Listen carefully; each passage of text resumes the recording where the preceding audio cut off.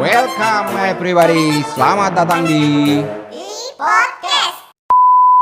Assalamualaikum warahmatullahi wabarakatuh. Selamat sore Sobat Ipon. Selamat datang di Podcast Imigrasi Ponorogo Podcast bersama saya Andi Fala. Kali ini kita akan kedatangan tamu spesial dari kantor Imigrasi Ponorogo. Kebetulan ada Bapak Kepala Kantor kita dan Bapak Kepala Seksi Tikim, Bapak Perduman Sebayang dan Bapak Randy selaku Kasih Tikim. Selamat sore Bapak. Selamat sore Mas Pala. Selamat sore Pak Pala. Bagaimana kabarnya Bapak dan Pak Randy? Alhamdulillah sehat Pak Pala.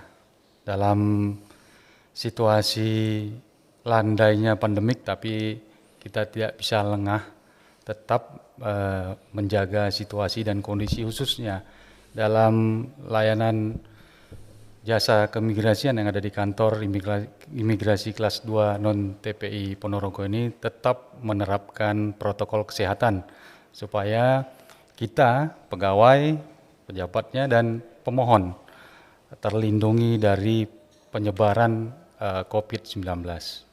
Benar Pak, apalagi sekarang alhamdulillah sudah mulai mereda Pak COVID ini. Semoga langgeng reda COVID-nya nih Pak. Sebelum kita lanjut acara podcast, mohon izin Bapak, saya mau konfirmasi kepada Bapak. Sebelumnya e-podcast ini akan membawa nuansa santai, friendly. Jadi mungkin bahasanya agak lebih santai tapi tetap sopan. Biar tidak tegang atau kaku Pak. Biar beda sama podcast-podcast kanim-kanim lain. Mungkin tidak ada lagi kata siap atau izin. Sebenarnya agak susah Pak, karena dikarenakan kita ini sudah terbiasa, sudah mendarah daging sikap semi militernya. Jadi sebelumnya saya mohon izin kepada Bapak, kalau nanti ngobrolnya agak lebih santai biar lebih enak Pak.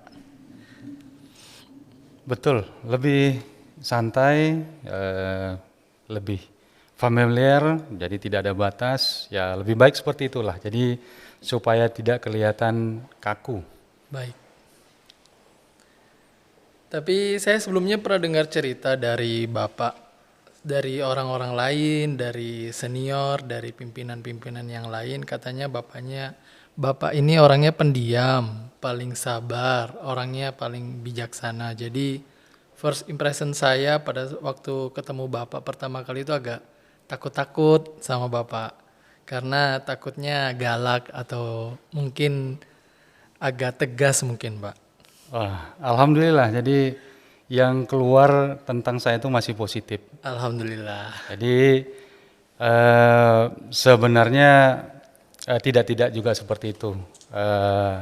Kalau penyabar, penyayang sesama kepada anggota, yaitu memang harus ditunjukkan oleh pimpinan kepada semua anggotanya. Jadi supaya tercipta atau lahir rasa kekeluargaan di dalam melaksanakan tugas dan fungsi sehari-harinya. Demikian Mas Pala. Siap. Alhamdulillah kalau seperti itu Pak. Pokoknya Bapak the best. Semoga menjadi kepala kantor yang terbaik. Amin. Di imigrasi. Amin. Sebelumnya kami mau mengucapkan terima kasih kepada Bapak atas capaian kinerja kantor imigrasi Ponorogo. Tahun lalu berhasil mendapatkan predikat WBK pada bulan Desember Pak. Ada 8 satker di Jawa Timur yang berhasil mendapatkan predikat WBK. Salah satunya Kanim Ponorogo. Bagaimana Pak? Mungkin Sobat Ipon ingin tahu perasaan Bapak setelah kantor imigrasi Ponorogo mendapatkan predikat WBK di bawah kepemimpinan Bapak itu seperti apa? Pertama tentunya tak lupa saya ucapkan syukur alhamdulillah. Saya sangat bangga bisa hadir bersama orang-orang yang luar biasa di kantor imigrasi Ponorogo ini, terutama seluruh pejabat dan pegawainya sangat mendukung seluruh perjuangan kita bersama untuk meraih predikat wilayah bebas dari korupsi. Nah ini tidak mungkin tanpa jerih payah bersama menghasilkan predikat yang luar biasa ini. Tentunya saya bersama dengan tim yang di Pokja dan teman-teman yang di dalam tim tentu sudah banyak upaya yang dilakukan, terutama mempersiapkan diri dalam memenuhi semua target kinerja dan pada saat evaluasi juga berjalan dengan baik sehingga pada saat itu tim penilai nasional memilih salah satu kantor imigrasi yang ada di wilayah Jawa Timur ini lulus dalam des evaluasi tersebut. Mantap. Alhamdulillah Bapak, kita akhirnya bisa mendapatkan WBK. Karena sebelumnya tahun 2020, sebelum dibawa kepemimpinan Bapak itu sempat gagal WBK kan di Ponorogo Pak. Tapi syukur alhamdulillah kita akhirnya bisa mendapatkan WBK di tahun 2021 di bawah kepemimpinan Bapak. Semoga tahun 2023 bisa meraih WBBM Pak.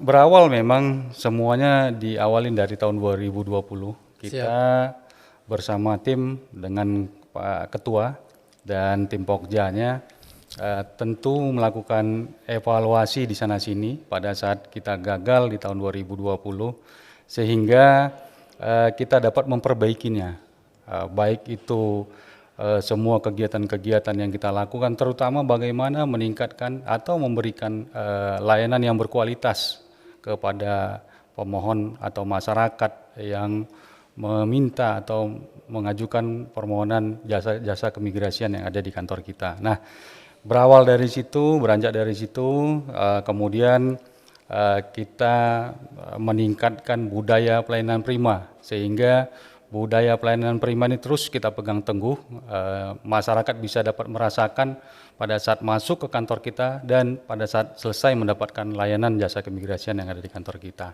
Nah, kemudian dari step meningkatkan budaya pelayanan prima ini kita terus tahap yang kedua yaitu meningkatkan sarana dan prasarana yang ada di kantor kita. Jadi basically-nya adalah anggaran yang kita terima itu memang peruntukannya benar-benar bagaimana memberikan kemudahan layanan kepada masyarakat, membuat nyaman misalnya di ruang tunggu, meningkatkan layanan untuk yang berbasis HAM, kemudian untuk yang disabilitas itu kita berikan kemudahan-kemudahan. Jadi ini bisa dapat dirasakan, tidak ada diskriminasi layanan di sini, tidak ada lagi yang namanya mencari informasi yang sulit di kantor kita, sehingga masyarakat bisa dapat mengetahui apa saja mulai dari syarat, biaya, waktu penyelesaian. Nah, ini semuanya kita jamin mutu kualitasnya, sehingga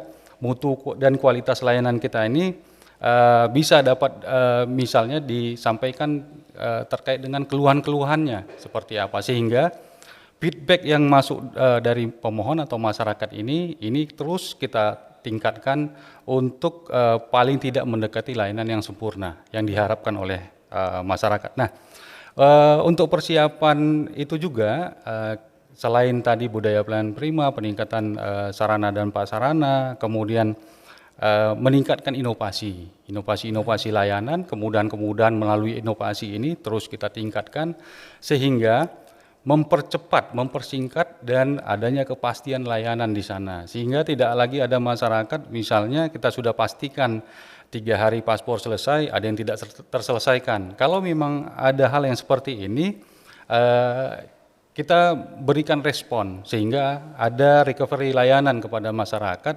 Masyarakat itu dapat ada kepastian di sana. Nah, selain itu, selain tadi budaya pelayanan prima, peningkatan sarana prasarana, kemudian inovasi.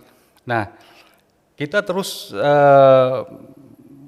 menggelorakan untuk melakukan survei terkait layanan kita melalui indeks kepuasan masyarakat. Nah, selain yang digelontorkan oleh kementerian kita, indeks melalui IKM, kita juga memiliki indeks kepuasan masyarakat mandiri kita. Baik. Jadi ini secara berkelanjutan kita lakukan sehingga ada feedback dari masyarakat, masukan-masukan ini kita respon secepat mungkin. Nah, sehingga lahirlah tadi penilaian yang pada saat 1 tahun belakangan ini semua merasa puas lah. Paling tidak itu 4 kunci suksesnya. Baik. Memang sih Pak, saya di kantor imigrasi ini ada inovasi-inovasi yang sangat bagus dan sangat banyak peminat bagi pemohon, yaitu seperti ada ejatil, prabu kelana, dadak merak, bujang ganong. Itu sangat membantu inovasi-inovasi tersebut kepada masyarakat. Semoga semakin lebih baik lagi dan mungkin ada inovasi tambahan pada saat mengikuti BBBM. Kita mengharapkan kantor imigrasi Ponorogo selalu memberikan inovasi yang sangat memudahkan dan membantu masyarakat dalam menggunakan pelayanan keimigrasian. Oh iya Pak, mulai sekarang kan kantor imigrasi Ponorogo sudah mempunyai media podcast. Menurut Bapak, apakah podcast ini sangat dibutuhkan dalam inovasi terobosan untuk masyarakat, khususnya masyarakat di wilayah Ponorogo? Apalagi kita kan mau WBBM Pak. Mungkin ada inovasi tertentu terkait podcast ini ke depannya, Pak. Ya, tentunya ke depannya pasti sangat membantu kepada masyarakat. Nah, ini salah satu sarana media kita untuk melakukan publikasi melalui IPO Podcast Ponorogo ini. Ya, mudah-mudahan ke depan terkait dengan apapun yang kita kembangkan di sini, baik itu berupa inovasi-inovasi ke depan untuk menghadapi wilayah birokrasi bersih melayani di tahun 2023 ini. Nah, tentunya pengembangan dari sisi media sosial kita lah, selain yang media sosial yang sudah kita kelola. Nah, ini alhamdulillah hari ini dibuka e-podcast ini untuk membantu juga kita dalam melaksanakan tugas sehingga masyarakat secara luas khususnya di wilayah kerja kita ini mengetahui apa sih yang ada di kantor imigrasi yang secara live. Nanti mungkin ke depannya e-podcast ini bisa berkembang, bisa ada pendengar yang mendengar kemudian merespon, nah kemudian bisa interaksi. Siap. Harapannya itu Mas Pala, sehingga bisa by telepon ya Pak ya? Ya, bisa by telepon, bisa kita respon langsung, bisa mengajukan pertanyaan dan sebagainya, bisa juga memberikan masukan-masukan yang membangun kepada kantor imigrasi Ponorogo sehingga rancang bangun pikiran masyarakat sejalan dengan apa yang kita akan kembangkan di kantor kita ini. Baik. Nah, perbaikan-perbaikan layanan ini bisa banyak medianya.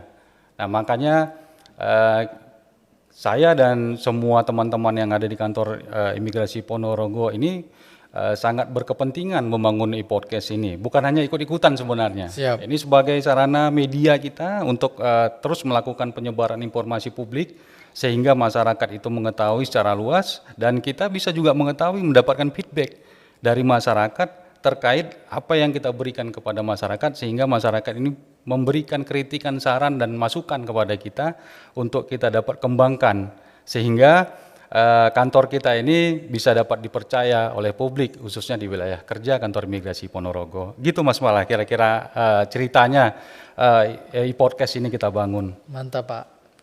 Nah sekarang kan ini e-podcast kan hanya bisa didengar visual Pak, hanya suara.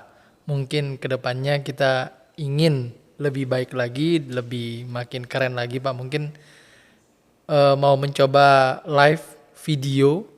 Apakah mungkin nanti kedepannya ada progres terkait ruangan podcast ini Pak? Nah, benar sekali Mas Pala. Rencana ke depan itu ya kalau bisa jangan hanya suara gitu. Baik. Bisa berinteraksi dengan masyarakat luas misalnya atau teman-teman kita yang terkait dengan bidang lain misalnya berhubungan dengan pariwisata misalnya bagaimana imigrasi ke depan menghadapi landainya COVID-19 ini persiapannya seperti apa. Nah, ini bisa berinteraksi secara live. Baik. Tidak lagi hanya dengan suara begitu. Nah, ke depan kita akan bangun memang untuk e-podcast kita ini bisa secara visualisasi. Ya mudah-mudahan dengan dukungan pastinya semua teman-teman yang ada di kantor imigrasi ini mendukung secara penuh pejabat strukturalnya, pegawainya, terutama tim yang ada di podcast ini, Pak Fala sendiri. Jadi jangan juga Bersama Pak Randy, Pak. ya tentunya nanti kita akan persiapkan lah segala sesuatunya sehingga infrastruktur untuk membangun podcast secara live, secara visualisasi ini bisa dapat terrealisasi. Baik. Nah, justru di 2023 ini nanti tahun anggaran depan itu sudah kalau misalnya kita bisa nambah misalnya perangkat terkait untuk merealisasikan kebutuhan podcast visual ini bisa terlaksana, kita lihat nanti anggarannya. Begitu kira-kira seperti itulah Mas Fala. Mantap, Pak. Semoga Kani Ponorogo semakin jaya dan semakin terdepan. Amin. Nah, bicara tentang e-podcast, boleh tahu nggak Pak, kenapa dinamakan e-podcast dan konsepnya ke depannya seperti apa? Mungkin Pak Randy selaku Kasih Tikim bisa menjelaskan. Baik Pak Fala, mungkin saya sedikit menjelaskan kenapa sih kita namakan podcast kita ini dengan e-podcast. Mungkin ini lebih ke singkatan ya. Singkatan itu kita I-nya itu imigrasi, P-nya itu Ponorogo, O sama D-nya out-nya nih dari pod. Jadi kalau kita sambung e-podcast.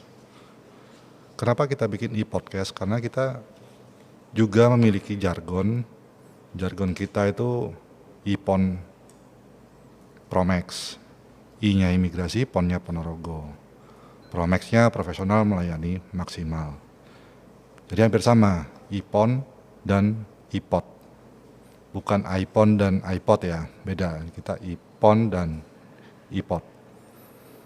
Kita angkat tema dengan nama itu supaya lebih familiar ke masyarakat, khususnya kaum milenial generasi Z ini.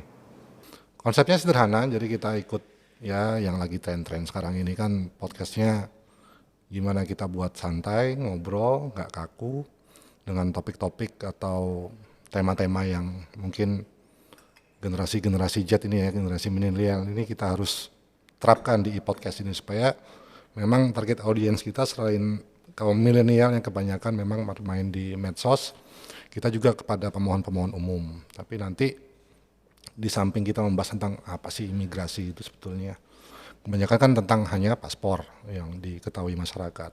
Kalau di imigrasi itu luas, kita juga bisa mengawasi orang asing, terus paspor itu bisa dibuat kemana aja. Kadang masyarakat nggak tahu loh, paspor ini hanya cukup paspor saja kah? Atau kita harus menggunakan visa ke negara tujuan tertentu kah? Atau nanti ada tips-tips liburan murah dengan membuat paspor di imigrasi Ponorogo? Kita bisa sampaikan secara sederhana ke masyarakat, misalkan ke negara ASEAN mana saja yang nggak membutuhkan visa. Mungkin masyarakat juga pengen tahu isu-isu terkini yang seperti apa, tanggapan masyarakat terhadap pelayanan paspor atau pelayanan keimigrasian di kantor imigrasi Ponorogo seperti apa, pelanggaran-pelanggaran orang asing yang mungkin dilakukan yang masyarakat belum tahu. Oh ternyata orang asing ini nggak boleh seperti ini. Jadi kita kasih edukasi lah ke masyarakat biar kita sama-sama menjaga khususnya di wilayah Ponorogo, Pacitan dan Trenggalek, biar kita sama-sama mengawasi orang asing. Jadi kalau ada informasi, oh ternyata yang seperti ini tuh nggak boleh.